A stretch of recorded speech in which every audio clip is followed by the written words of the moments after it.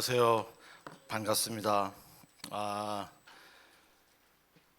이번에 주제 제목이 도시를 향한 복음적 침투, 리디머 교회를 중심적으로 한 것을 제가 어사인멘트를 받았습니다. 그래서 그 리디머 교회에 대해서 설명을 좀 드려야 될 것 같은데요. 이번에 제가 그 유튜브로 이제 유승훈 목사님께서 보내주셔서 첫날부터 계속 다 강의를 다 듣고 그리고 강의안도 다 읽어봤는데 너무나 훌륭한 강의들이에요. 제가 리디머 CTC에서 수많은 세미나와 컨퍼런스를 참석했었습니다. 미국뿐만 아니라 아시아에서도 그리고 다른 나라에서도 수많은 세미나를 참석해 봤지만 CTC 코리아처럼 이렇게 풍부하고 훌륭한 세미나가 있을까 할 정도로 정말 내용이 너무 풍부한 너무 좋은 세미나 내용인 것 같아요. 그래서 저희들이 이 좋은 내용들을 어떻게 우리의 삶에 그리고 우리의 목회에 상황화할 수 있을까 하는 것이 무척 중요할 것 같거든요. 리디머 교회에 대해서 이야기한다면 아주 뻔한 이야기부터 시작을 해야 되는데요. 절대로 우리들은 팀 켈러가 아니다.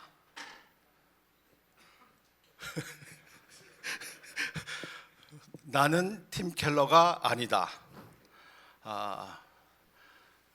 여기 한국에 오니까 이웃 옆에 계신 분들 보시고 인사하십시오 뭐 이런 거 많이 하시더라고요. 지금 미국에서는 그런 거 한 번도 안 해보는데 옆에 계신 분들에게 이렇게 말씀하면 어떨까? 너도 팀 켈러가 아니다.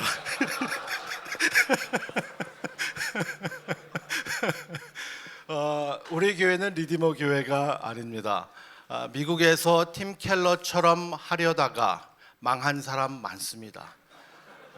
그리고 리디머 교회처럼 하려고 하다가 망한 교회 많이 봤습니다. 팀 켈러 목사님은 좀 특별하신 분이신 것 같아요. 제가 팀 켈러 목사님을 처음 만난 거는 1988년도였습니다. 제가 25살 그리고 팀 켈러 목사님이 38살이었습니다. 38살의 청년이 웨스트민스터 신학교에서 실천학 교수, 실천신학 교수로 계셨을 때입니다. 그때 처음 뵙고 너무나 매료된 것들이 많이 있었어요. 38살의 청년이었음에도 불구하고 너무 따뜻하고 그리고 얼마나 샤프하시고 하신지 하는 그런 목회적인 그러한 마음을 많이 배웠습니다. 88년도 가을에 오리엔테이션 투 미니스트리라는 목회 오리엔테이션이라는 클래스를 첫 학기 팀 켈러 교수님께 들었습니다. 목회 철학에 대해서 목회 철학을 써서 내라라는 어사인멘트를 처음 받고 제 나름대로 평생 교회를 다니고 그리고 저는 13살부터 목회자가 되겠다는 서원을 하고 많은 목사님들의 설교를 듣고 그리고 교회들을 리서치했던 중학교, 고등학교, 대학교를 보냈던 시절이기 때문에 제 나름대로 멋들어지게 목회 철학 페이퍼를 썼습니다. 그때 신학교에서 가장 낮은 점수를 받았습니다. C.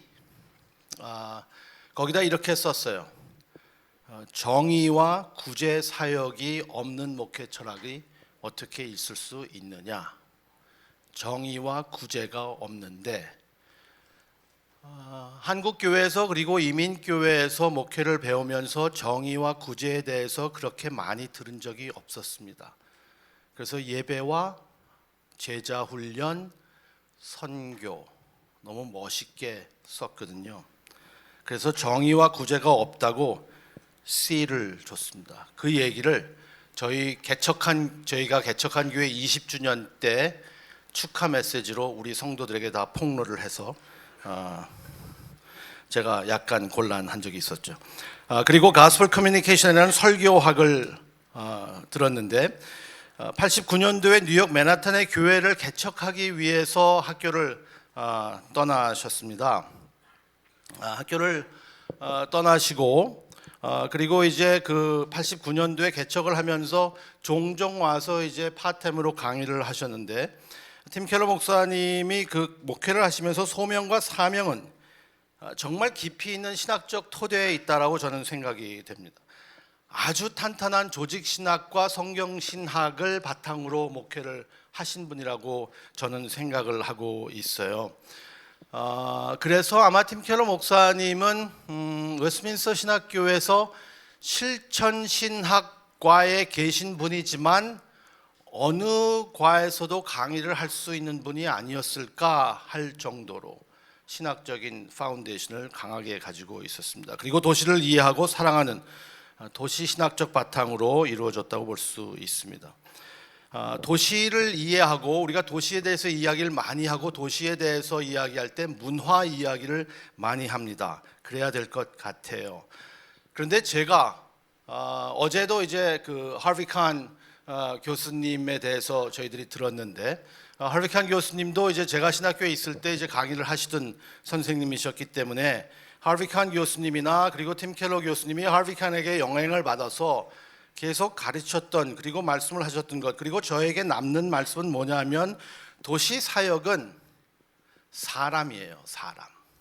사람이다. 문화를 이야기하는 것이 어떻게 이야기될 수 있을까? 여러 방면으로 이야기될 수 있을 것 같지만 결국은 사람입니다. 얼마나 사람이 많은 곳이 있느냐 그리고 얼마나 다양한 사람들이 있는 것일까 하는 사람.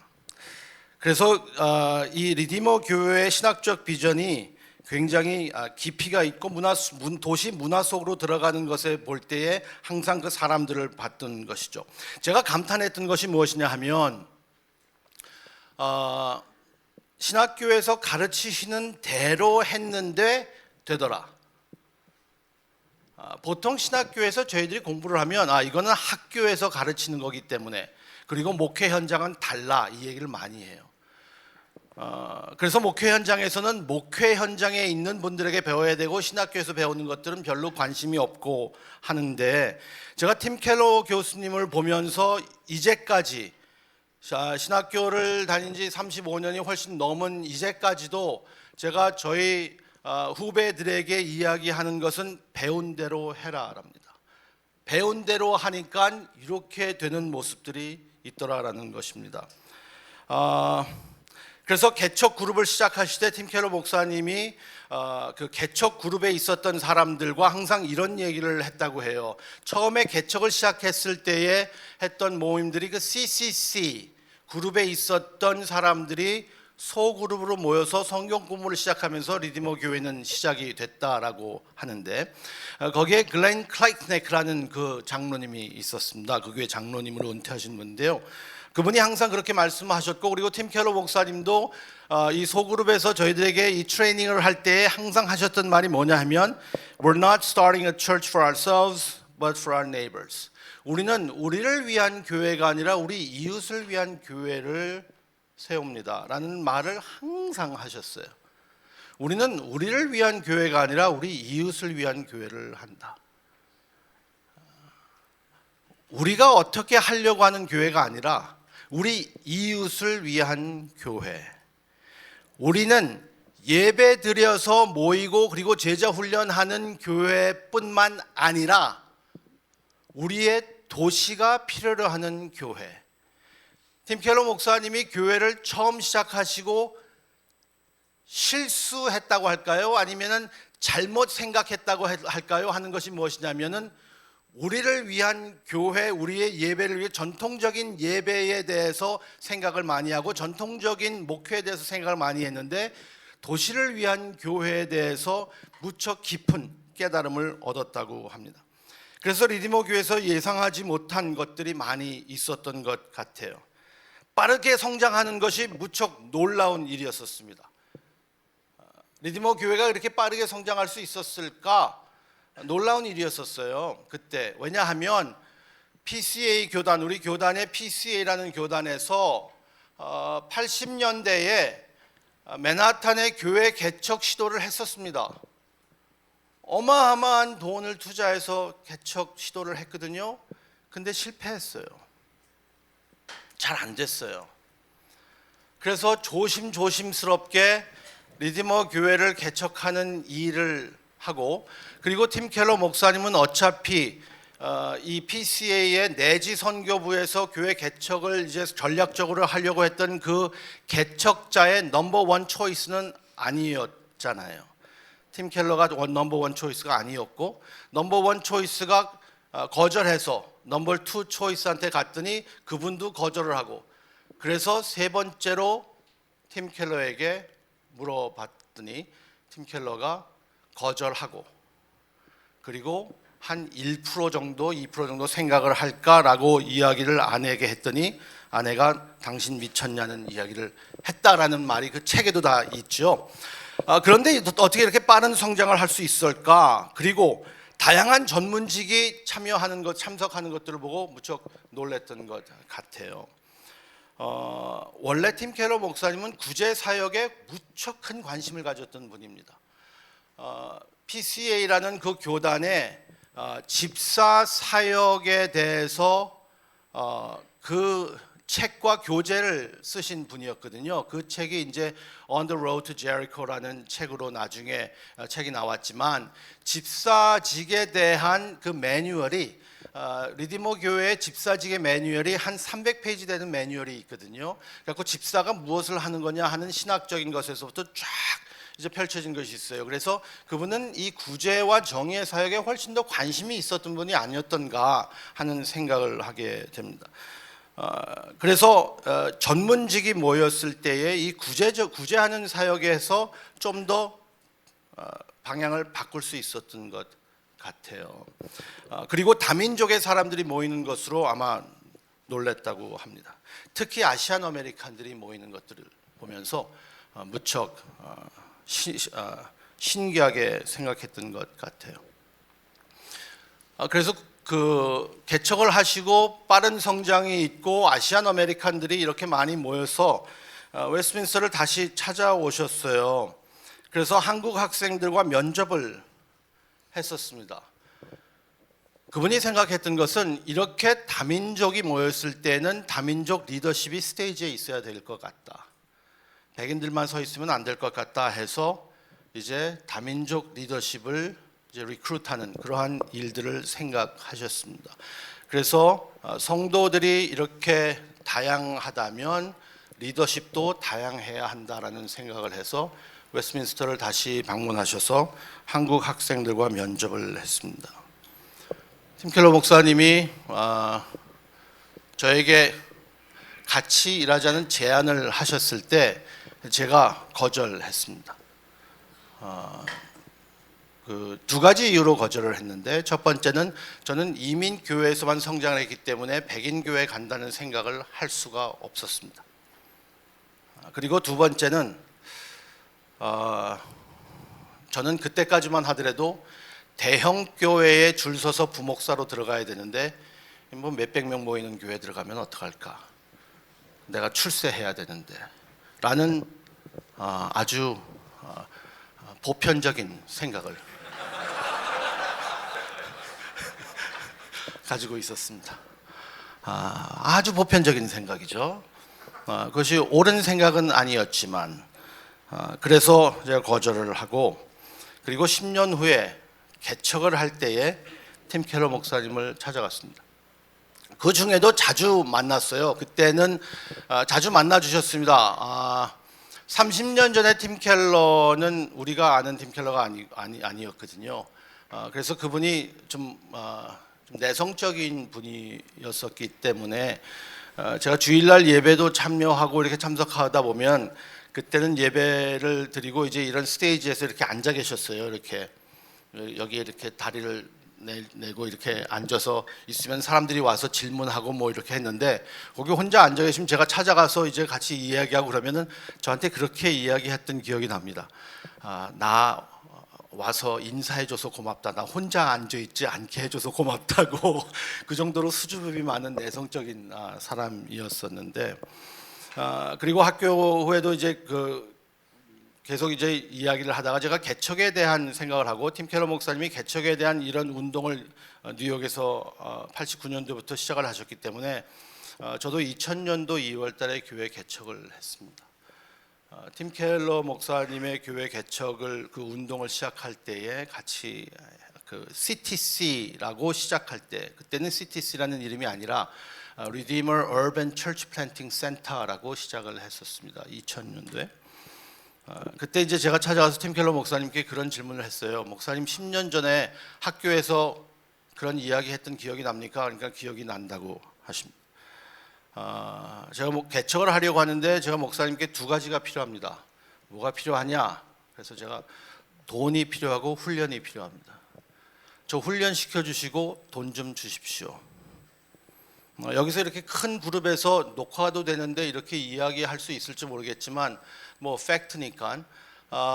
그래서 그때 처음 개척했을 때 2000년도니까요. 25년 전에 미국 돈으로 한 달에 3,000불씩 지원을 했습니다. 1년 동안. 그리고 그 다음 해에 그걸 반으로 1,500불 한 달에, 그리고 그 다음에 세 번째 해에는 그걸 반으로 750불씩 지원을 받았습니다. 그게 이제 제 월급이 된 거였죠. 그리고 계속 2주에 한 번인가 한 달에 한 번씩 그때 당시에 개척하던 목사들 한 5명 정도 같이 모여서 팀 켈러 목사님과 계속 만나서 이야기하고 멘토링을 받던 기억이 납니다. 그런 이야기를 들으면서 팀 켈러 목사님이 교회를 시작하면서 더 깊이 깨달은 것이 무엇인가 하는 것들을 제가 정리해 보니까 개혁주의 신학과 신학에 대해서 아주 깊이 있게 더 감사하는 마음이 있었던 것을 기억을 합니다. 개혁주의 신학과 개혁주의 신앙은 구원론으로 끝나는 것이 아니라 세계관이잖아요. 그래서 그 세계관이 변하는 것들을 보면서 그런 것들을 굉장히 많이 이야기하셨고요. 그리고 복음에 대해서 재발견하는 것들을 저는 굉장히 큰 영향을 받았습니다.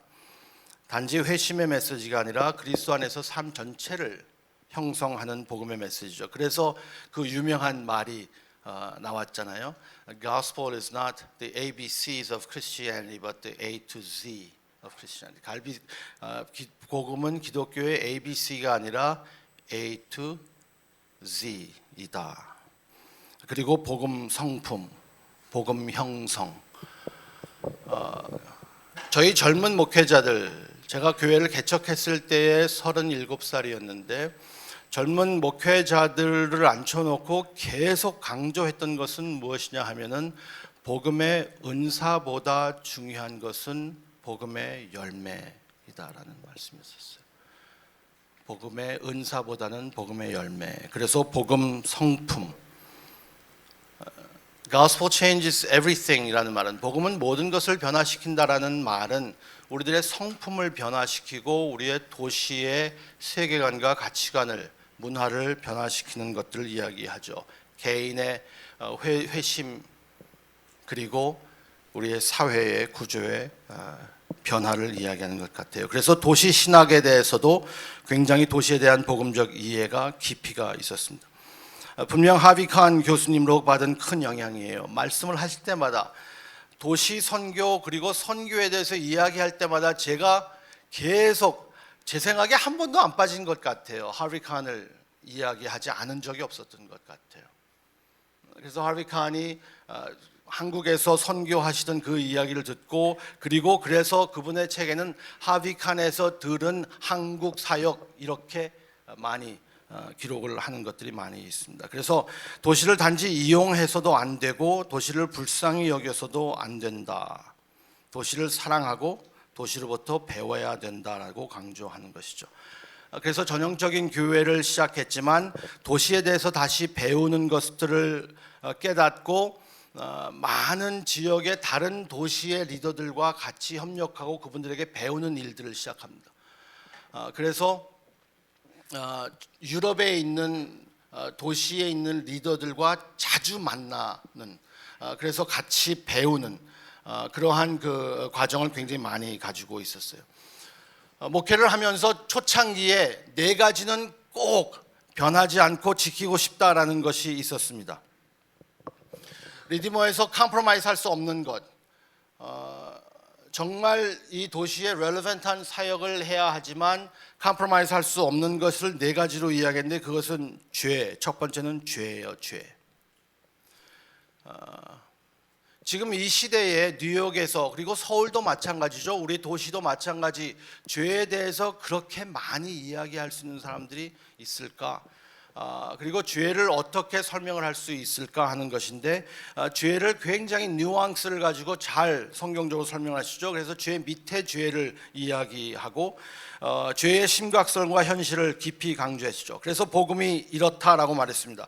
우리는 우리 자신 안에서 생각하는 것보다 더 죄가 많고 타락한 사람이다. We are worse than we think we are. 우리가 생각하는 것보다 더 형편없는 죄인이다라는 이 인식을 가지고 계속 이 죄의 문제에 대해서 이야기하는 것이죠. 이것은 타협할 수 없습니다. 죄의 이슈가 있어야지만 두 번째 꼭 가지고 있어야 하는 것이 뭐냐면 은혜입니다. 죄의 현실을 강조하면서도 팀 켈러 교수님은 예수 그리스도를 통한 은혜의 풍성함을 동시에 강조했죠. 우리는 우리가 생각했던 것보다 훨씬 더 형편없는 죄인이지만 동시에 우리는 예수 그리스도 안에서 우리가 생각했던 것보다 더 사랑을 받는 사람입니다. 바로 이 무브먼트가 두 개의 무브먼트가 꼭 지켜져야 된다라고 생각했어요. 세 번째, 그분이 타협할 수 없이 꼭 지켜야 된다라는 것이 성경이었습니다. 정확무오한 하나님의 말씀. 그래서 말씀의 권위 그리고 말씀의 정확무오함을 무척 명확하게 설명했죠. 그리고 네 번째로 항상 강조했던 것이 예수 그리스도입니다. 그래서 팀 켈러 목사님이 아주 유명한 그런 그 명언들이 많이 있잖아요. 예수님은 우리가 살아야 하지만 살지 못하는 삶을 사셨고 우리가 받아야 할 죽음을 죽으셨습니다. 그리스도의 대속적 속죄와 그리고 완전한 순종을 강조하는 중요한 신학적 진리를 이야기하는 것이죠. 여기서 지금 한국에 아직도 그런 이야기를 하는지 모르겠는데 active and passive obedience of Jesus. 이게 얼마나 중요한가 하는 겁니다. 이중 전가에 대한 이야기죠. 예수님의 완전한 삶이 우리에게 전가되는 것이다. 그래서 예수님의 죽음을 이야기하는 것뿐만 아니라 예수님의 완전하신 삶을 이야기하는 그리스도. 그리고 그분의 대속적 죽음, 우리가 받아야 할 형벌이 그분에게 전가됐다라는 것을 강조하는 이 그리스도. 그래서 죄, 은혜, 성경, 그리스도. 이런 말씀을 했던 기억이 나는데요. 점점 회색 지대가 많이 생기고 더 넓어지는 것 같다. 그리고 생각이 다양한 생각들이 많다. 그렇지만 이 네 가지는 변치 않는다. 그래서 죄, 은혜, 그리스도, 성경을 깊이 강조했던 것으로 기억이 납니다. 그런 신학적인 토대로 리디머가 시작이 됐어요. 89년도에 제가 말씀드린 것처럼 맨하탄의 리디머 교회를 개척하고 그리고 90년대 말에 뉴욕 안팎에서 교회 개척 네트워크를 시작합니다.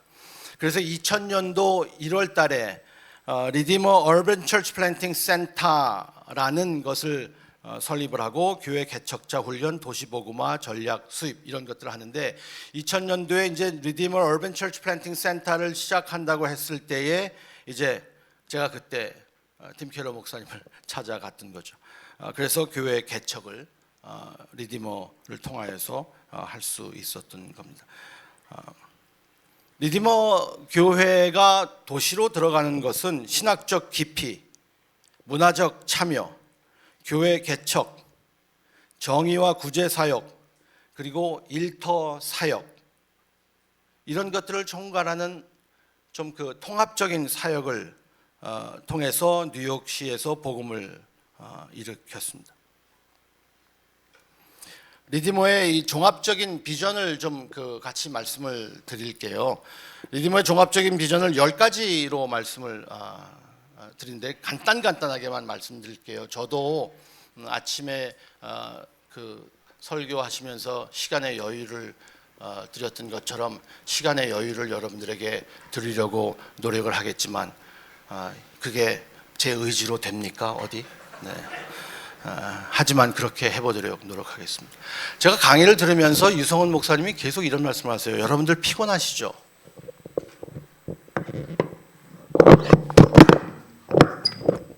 강의 시간에 여러분들 피곤하시죠?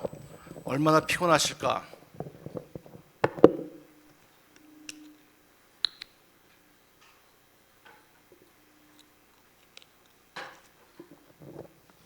근데 정말 피곤하신가요? 아니면 피곤해 보이는, 피곤한 척 하시는 건가요? 피곤하세요?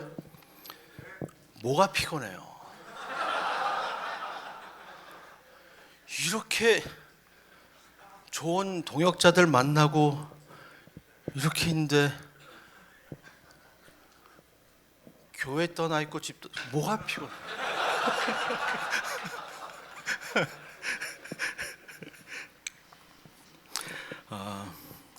피곤하시겠죠. 첫 번째 신학적 비전입니다. 개교회가 아닌 복음 운동을 만들라. 리디머의 핵심 비전은 단순히 대형 교회를 세우는 것이 아니었어요. 뉴욕과 세계 여러 도시의 복음 운동을 촉진하는 것이었습니다. 정말 중요한 것이었습니다. 우리를 위한 교회를 만들지 말자였었어요. 우리를 위한 교회를 만들지 말자. 교회 다니는 사람, 종교인들이 모이는 교회 말고 도시가 필요한 교회를 만들자. 이걸 계속 강조했던 것이에요. 예배만 드리는 교회가 아니라 도시를 세우는 교회. 2000년대 초반에 그 리디머 비전에 대해서 설교한 시리즈가 쫙 나와 있습니다. 거기에 도시에 대해서 한 7가지가 8가지 설교가 있습니다. 그 설교 중에 계속 말씀하시는 것이 그겁니다. 우리 예배만 드리고 가는 교인들 만드는 교회가 아니라 도시를 세우는 교회를 하자. 도시가 필요한 교회, 도시가 원하는 교회, 도시에 있어야 할 교회가 있어야 된다는 것을 계속 강조하는 거예요. 여러분들 교회 개척하시면서 누구를 위해서 교회 개척하십니까? 교회 개척할 때 누구를 위해서? 분명 이러한 마음으로 교회 개척을 시작하지만 한 몇 개월 지나고 몇 년 지나면 그냥 생존하기 너무너무나 힘들어서 도시에 대해서 이야기를 한다고요? 나 살아남기 힘든데요? 왜 살아남지 못하냐 하면 나 살아남으려고 하기 때문에 살아남지 못해요. 너무 단편적으로 말씀드려서 죄송합니다만 그럴 때 많이 있어요. 복음은 나를 위한 것이 아니라 남을 위한 거잖아요. 우리가 복음을 들고 나가는 것 아닙니까? 그래서 도시를 세우는데 왜 도시가 중요하냐? 도시는 비슷한 사람과 다른 사람이 모이는 것이 도시입니다. 저쪽 나가면요 다 비슷하게 생겼어요. 대한민국도 마찬가지예요. 미국도 너무 똑같아요. 미국도요 저 남쪽 가면 다 똑같이 생겼고 저쪽 중부 가면 다 똑같아요. 근데 서울에 오니까 달라요. 나와 비슷한 사람이 있고 나와 다른 사람들이 있는 곳이 바로 도시이잖아요. 그래서 다양함이 있는 것이 도시입니다. 그리고 그 도시가 하나님의 도시로 대한도시로 변혁된 것이 바로 교회가 하는 일이죠. 그래서 이분이 믿었던 건 리디머가 도시를 침투할 수 있었던 것은 복음을 믿는 것입니다. 복음은 모든 것을 변화시킨다. 복음은 개인을 구원할 뿐만 아니라 도시 문화, 사회 구조까지 새롭게 한다. 복음은 모든 것을 변화한다. 믿으세요? 여러분들? Gospel changes everything. everything이 뭐예요? everything이 everything은 everything이에요. 근데 우리는 everything을 everything으로 안 믿어요. 복음은 모든 것을 변화시킨다. 그 복음이 폭발적인 힘이 있는데 변화되지 않는다면 우리는 변질된 복음을 전하고 있는 겁니다. 그렇기 때문에 복음은 모든 것을 변화시킨다. 그리고 도시의 모든 것을 변화시키는데 도시는 세계 선교의 전략적 거점이다. 리디머 교회가 개척을 해서요, 선교에 대해서 전형적인 교회가 했던 것처럼 다 선교를 했었어요. 이렇게 여기 선교, 저기 선교, 저 나라 선교, 이 나라 선교, 외국 선교 많이 처음에 시도했었어요. 리디머 교회에서 실패한 일들이 무척 많습니다. 처음부터 이렇게 아주 건강한 교회로 성장한 데서 처음에 실패 무지하게 많이 했어요. 근데 그 선교의 모든 것들을 다 모아서 뉴욕으로 완전히 모아버렸습니다. 그래서 도시 선교회 하나에만 커밋을 해보는 거예요. 그래서 지금 이제 교회들이 이제 그 성장을 하면서 해외 단기 선교는 갑니다. 그렇지만 리디머에서 파송한 선교사님이 있나? 저는 리디머에서 파송한 해외 선교사가 그래서 해외 선교를 하시나? 전 잘 모르겠어요. 더 잘하시는 분들 여기 많이 계시겠는데요. 잘 모르겠어요. 리디머에 여기 엑스퍼트들이 몇 명 이렇게 앉아 있거든요. 저는 아닌 것 같은데 다시 팩트 체크를 한번 해보시기 바랍니다. 대도시는 세계 문화, 경제, 사상을 형성하기 때문에 가장 중요한 선교지라고 믿고 있었어요. 다른 사람들이 다 모이는 곳, 뉴욕. 800개 이상의 언어가 공존하는 곳, 뉴욕. 그곳에 도시 선교를 하는 것이죠. 그래서 교회는 문화와 단절하지 않으면서도 대한 공동체가 되어야 한다 해서 교회 개척을 하는 겁니다. 교회는 세상과 동화하지 않으면서도 세상과 격리되지 않고 복음을 가지고 겸손하게 지혜롭게 참여해야 된다. 이 말씀은 강의에서 여러 번 들으셨잖아요. 리디머 교회의 도시 선교의 백본, 그리고 그 파운데이션 한 그 성경 구절은 아마 예레미야 29장 4절부터 7절까지 말씀일 겁니다. 팀 켈러 목사님이 그렇게 말씀하셨기 때문에요. 우리 교회의 가장 기본적인 도시 선교의 성경 구절은 예레미야 29장 4절부터 7절이라고 말씀하셨습니다. 도시로 들어가라. 그렇지만 도시와 다르게 살아라. 그리고 도시의 샬롬을 위해서 기도하고 그리고 샬롬을 보여줘라.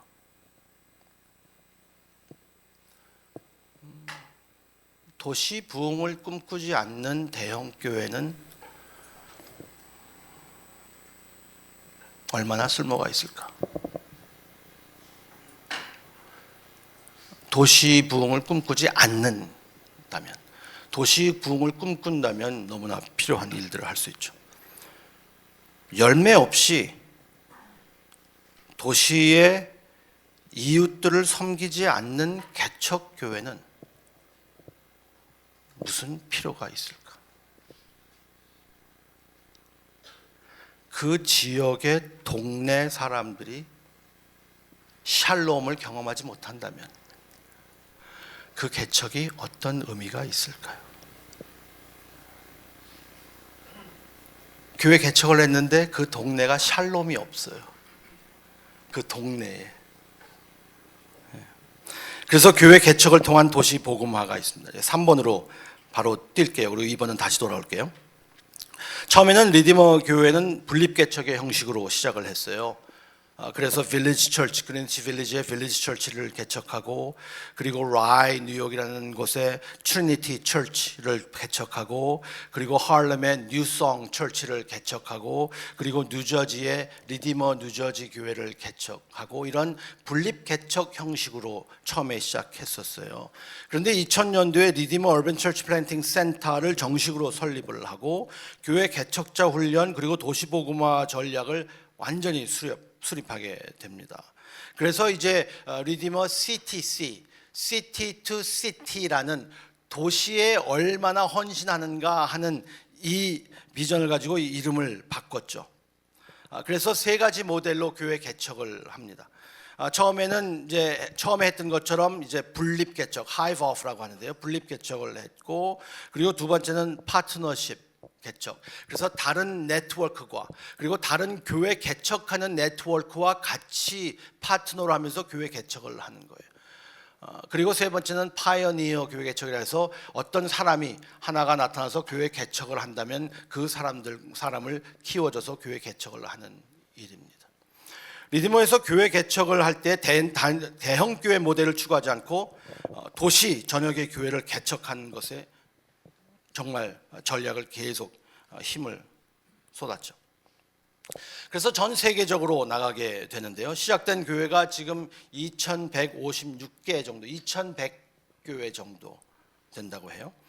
그리고 리디머 시티스에서 훈련을 하고 지도된 리더가 159,000. 그러니까 얼마나 많은 사람들이 도시를 통하여서 이 교회 개척이 이루어지고 그리고 리더들이 훈련되는가 하는 것입니다. 교회 개척을 하면서 팀 켈러 목사님은 그래서 이 사람에 대해서 훈련하는 것을 굉장히 헌신했기 때문에 교회를 개척하고 그리고 대형 교회가 된 후에도 팀 켈러 목사님이 제일 관심을 가졌던 것 중에 하나가 무엇이냐면 몇 가지가 있는데요. 첫째는 리더십 트레이닝이었고, 그리고 교회 개척자들 하는 일이었고요. 그리고 신학 공부를 시키는.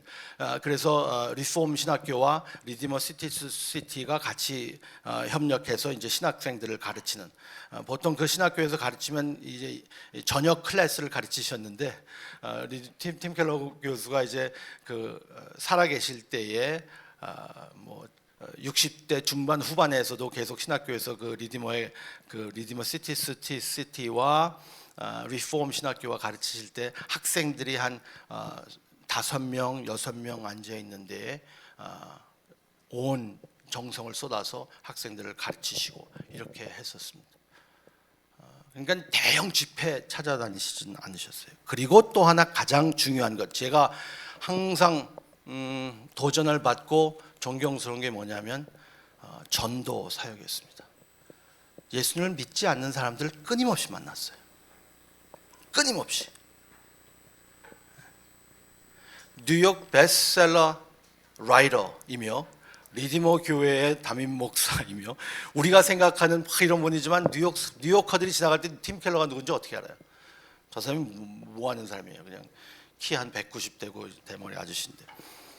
그런데 끊임없이 교회를 다니지 않는 분들과 만나서 개인 전도를 했습니다.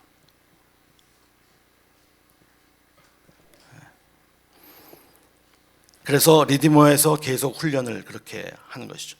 아마 그것이 이분의 설교에 큰 도움이 됐던 것이라고 이야기를 들었습니다. 성경적이면서도 현대 문화와 지적으로 소통하는 설교를 하셨죠. 회의론자를 계속 찾아갔습니다. 그래서 회의론자들이 어떤 질문을 하는지, 그리고 스캡틱들이, 그리고 세닉들이 어떤 질문을 하는지 계속 듣는 거예요. 그래서 그런 사람들과 계속 만나요. 그럼 어떻게 만날 수 있을까? 교인들이 목사님을 만나는 건 힘든데, 교회를 안 다니는 사람을 소개해서 만난 것은 팀 켈러 목사님을 만날 수 있다라는 말이 흐를 정도로 안 믿는 사람들과의 그 접촉이 많이 있어서 끊임없이 그런 질문들을 받게 되고, 그리고 그러한 것들을 어떻게 복음으로 반론할까 하는 그런 다름이 있었습니다. 그리고 진리를 현대 문화 이야기, 이 현대 내러티브에, 이 문화적인 내러티브에 이제 말씀을 전하시는 것이죠. 팀 켈러 목사님의 설교를 쭉 들으면요, 많이 강조하시는 것이 정체성이에요. 정체성. 왜냐하면 대한민국도 비슷하고요, 이 대도시들이 비슷하지만 뉴욕도 대한민국 대도시 만만치 않게 자기를 증명하려는 사람들이 꽉 차 있어요. 어떻게 해서라도 자기를 증명해야 돼요. 개척하면서도 증명해야 돼요. 복음을 전하면서도 증명해야 되고요, 복음을 선포하고 기도하면서도 증명하려고 하는 이런 모순이 우리들에게 너무나 많잖아요. 그래서 이 복음으로 인한 정체성에 대한, 우리가 누구인가, 우리가 그리스도인이고 그리고 하나님의 자녀이기 때문에 얼마나 우리가 자유롭게 우리가 이 세상에서 살 수 있을까, 그리고 우리 이웃들을 섬길 수 있을까 하는 것들을 이야기합니다. 율법주의와 도덕주의를 배격하고 은혜 중심의 설교, 그리고 이원론적인 설교가 아닌, 팀 켈러 목사님에게 설교에 대해서 이제 제가 설교 코칭을 할 때도 제가 항상 강조하는 것인데요. 팀 켈러 목사님에게 제가 배운 것은 두 가지: 올바른 설교 그리고 들리는 설교예요. 올바른 설교는 어떤 것인가? 제대로 된 설교는 어떤 것인가? 본문 설교, 그리스도 설교, 은혜 설교입니다. 본문을 설교하고 그리스도를 설교하고 은혜를 설교하는 것. 그 본문 안에서.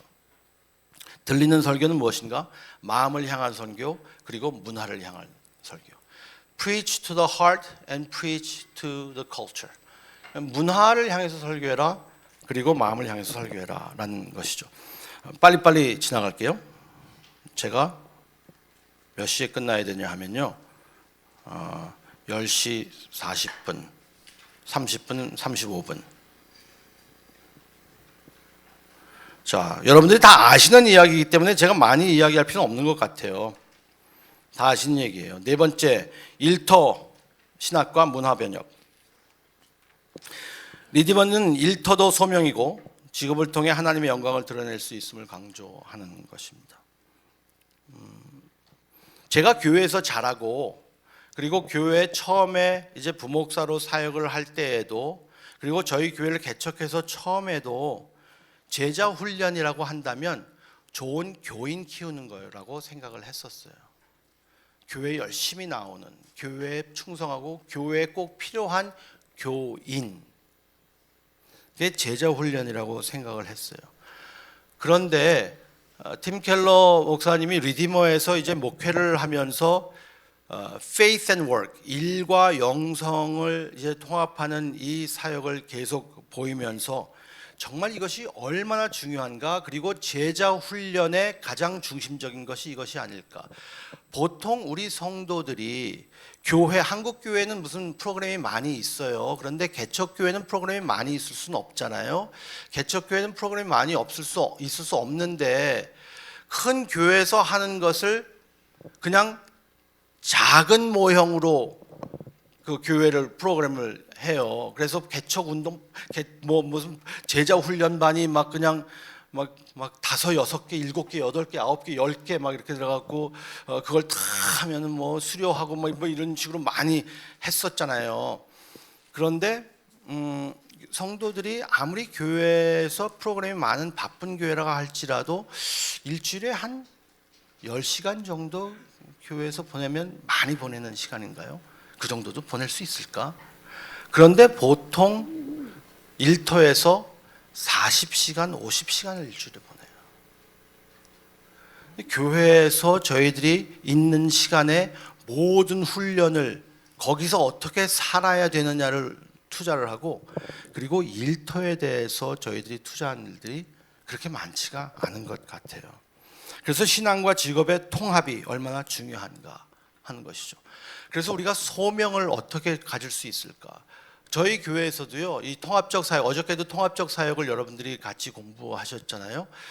그래서 사람을 하나님께로 연결, 사람을 사람들로 연결, 사람들을 문화로 연결, 그리고 사람을 도시의 필요로 연결. 그래서 문화로 연결하는 걸 faith and work이라고 그러는데, 저도 교회 개척하고 10년 될 때까지 문화, 그 도시, 문화, 그리고 일과 영성 이 사역하지 못했어요. 다 시간이 가면서 있으니까. 그런데 그걸 인식하고 처음에 시작하는 것이죠. 교회 개척한 지 제가 25년 됐는데도 아직까지도 계속 헤매요. 그게 은혜고 그게 복음이죠. 그게 은혜고 그게 복음입니다. 그리고 계속 제가 뭘 증명해야 되는 것이 아니라는 것을 하나님께서 참 깨닫게 해주시거든요. 그렇기 때문에 어떻게 우리가 성도들에게 이 일과 영성에 대한 것들을 잘 설명할 수 있을까? 그리고 그분들이 하시는 일이 얼마나 고귀한 일인가? 소명감이 있는가? 돈 벌기 위한 수단이 아니라. 그래서 문화갱신이 있고 그리고 공동체 형성이 있고 리디머 교회 초창기에 제가 자주 참석했던 그 모임은요. 화요일 날마다 매주 화요일 날마다 직장인들이 모여서 한 주는 이 분야에 있는 분이 또 한 주는 저 분야에 있는 분이 다른 분야에 있는 분들이 오셔서 강의를 하셨어요. 그럼 직장인들이 쭉 모입니다. 그래서 그런 강의를 듣고 그리고 그 직장대로 직업별로 이렇게 다 나눠서 그래서 공동체가 형성되고 그리고 멘토링이 되고 저희 교회도 그런 것들을 비슷하게 하려고 지금 하고 있는데요.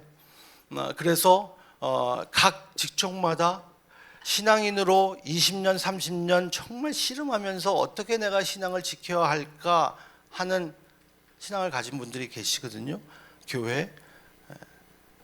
정말 훌륭하게 이 세상 속에서 세상을 섬기면서 이웃을 섬기는 그리스도인들이 많이 계시단 말이에요. 그래서 신학적 훈련과 제자도가 일과 영성으로 이루어지는 것입니다. 그래서 리디머에서 시작한 것이 Center for Faith and Work, Center for Faith and Work를 시작을 했죠. 그리고 이것을 이제 City to City로 이제 들어오게 했습니다. 다섯 번째는 자비와 정의 사역, 도시의 필요를 섬기다. 처음부터 리디머는요, Hope for New York이라는 이 비영리 단체를 시작을 했어요. 그래서 가난한 자, 난민, 노숙자, 취약계층을 섬겼습니다. 여기서 이제 우리 한국 사람의 이 자랑을 좀 하면 제가 너무 자랑스러운 게 Center for Faith and Work의 디렉터 제일 거기서 책임으로 일하는 사람도 한국 2세였고 그리고 Hope for New York의 지금 CEO도 지금 한인 2세 여성이에요. 그래서 야 우리 한국 사람들이 참 이렇게 어디 가든지 열심히 사역을 잘 하시고 계시구나. 그래서 제가 너무나 감사합니다. Hope for New York은 지금 50개 이상의 비영리 단체와 지금 사역하고 있거든요. 그러니까 우리가 목회 철학을 만들 때 교회 개척을 하고 그리고 목회 철학을 써내려갈 때에 어떻게 도시에 침투해서 어떻게 우리 이웃들을 섬길 수 있을까? 우리 지역에 필요한 것은 무엇일까를 저희들이 깨닫는 것이 목회 철학을 쓰는데 가장 필요한 일 중에 하나입니다. 이제 개척 학교에서 이제 이런 것들을 더 많이 저희들이 나누죠. 여섯 번째가 상담 사역이에요. 리디머는 또 상담 사역을 또 시작했어요. 처음부터. 그래서 리디머 카운슬링 서비스. 여기에 디렉터도 한인 2세 분이 디렉터를 하고 있는데요.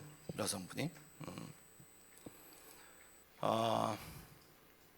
이 상담 사역이 이 어포인먼트 하기가 그렇게 어렵대요. 끊임없이 사람들이 줄을 서 있대요. 근데 여기 상담하는 이 상담원들 제가 많이 알고 있는데 거기에 디렉터들이 한인들이 있고 그리고 상담원들이 한인들이 있음에도 불구하고 거기 찾아오는 그 클라이언트들이 한인 2세들이 그렇게 많대요. 목사님들, 장로님들 자녀들이 그렇게 많다라고 저한테 얘기하더라고요. 그래서 최근에 저희 막내가 28살인데 자기도 목사 아들로 커서 트라우마가 있다고 그래갖고 제가 트라우마는 무슨 트라우마냐고 막 제가 그냥 혼내려다가 가만히 있었어요. 복음 중심인 상담. 한국에서도 지금은 상담이 굉장히 많이 파퓰러 된 것 같아요. 이호선 박사님이나 오은영 박사님이나 이런 분들 제가 유튜브에서 다 보는데요. 야, 이분들 기가 막히더라고요. 하여튼 우리가 복음적으로 어떻게 비블리컬 카운슬링이 이루어질 수 있을까 하는 것도 여러분들이 목회 그 지역에 따라서 구제 사역을 시작할까 아니면 캠퍼스 사역을 시작할까 아니면 상담 사역을 시작할까 하는 것들 여러분들이 다 생각을 하시고 계시죠. 지금 하시는 분들이 여기 다 계세요. 제가 아는 분들만 해도 여기 몇 번 개척 학교를 지나면서 그런 이야기를 많이 들은 분들이 계신데요. 그리고 도시 속에서 공동체 형성입니다. 리디머 교회가 도시 속으로 침투할 수 있었던 큰 그 도움이 됐던 것 중에 하나는 뭐였냐면요. 소그룹 형성이었었어요. 매주마다 만나는 소그룹. 뉴욕에서 매주마다 소그룹 만나기가 힘들어요. 저희 교회도 이제 그것을 처음부터 시작했기 때문에 지금도 돼가고는 있지만 매주마다 소그룹으로 만나서 공동체를 형성하는 겁니다. 왜냐하면 대도시에 사는 젊은이들의 가장 큰 결핍이라 그럴까 문제라 그럴까 하는 것은 외로움이라고 많이 말씀하시더라고요. 외롭다, loneliness. 그래서 이 일들을 중요하게 생각합니다. 8번째는 기도와 성령 의존입니다. 무척 전략적이에요. 팀 켈러 목사님은 백인입니다. 그리고 무척 이성적인 분입니다. 그래서 전략에 대해서 무척 많이 신경 씁니다. 이 가면은 사람들이 그래요. 아, 여기 무슨 뭐 회사 운영하는 것 같다라고 생각하는 사람들이 많이 있어요. 여러분들이 리디머에 이렇게 가시면 그럴 거야. 이거 뭐 회사처럼 운영하네.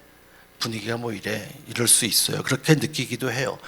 그런데 리디머의 그 리더들이나 이제 팀 켈러 목사님의 목회 정신 중에 가장 기본적인 것 중에 제가 10가지를 뽑은 것 중에 이가 하나가 무엇이었냐면 이건데요. 성령께 의존한 기도의 사역이었었어요. 무척 기도 많이 하시는 분들이에요. 팀 켈러 목사님이 보통 새벽 4시 정도 일어나서 기도하시는 분이었거든요. 무척 기도 많이 하시는 분들이에요.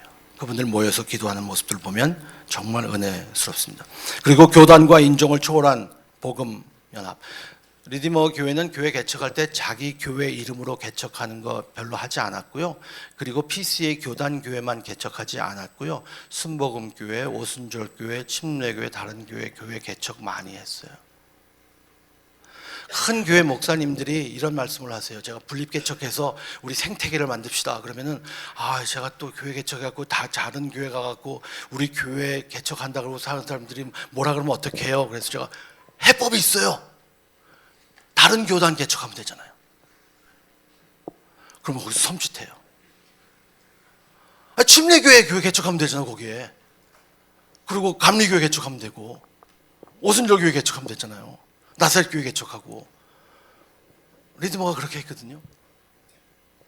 그러니까 큰 교회 목사님들 막 브랜드하고 프랜차이즈 하는 것 같은 느낌이 들으셔서 좀 위축되시면 자유를 얻으세요.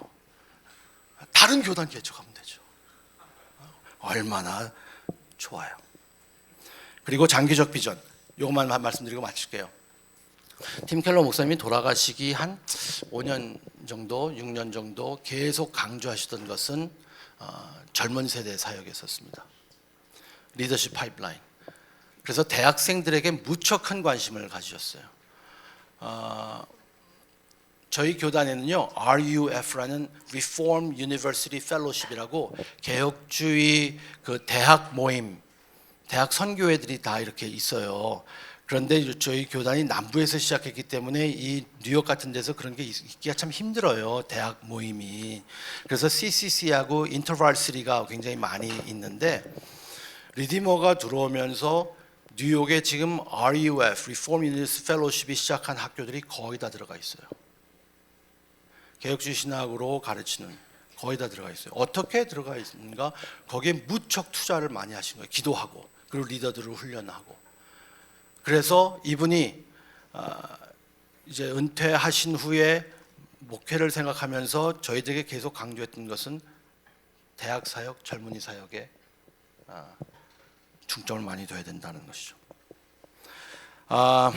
제가 각 도시와 리더들을 위한 돕는 길을 이제 그 그래프하고 차트하고 이런 걸 만들었는데요. 그거는 제가 하면 시간이 안 됩니다. 시간이 지금 많이 지나간 것 같아요. 유 목사님이 앞에 벌써 와서 앉아 있어요. 그렇기 때문에 유 목사님의 심기를 불편해 드리지 않아야 되기 때문에 저는 여기서 마치는 것으로 하겠습니다. 감사합니다.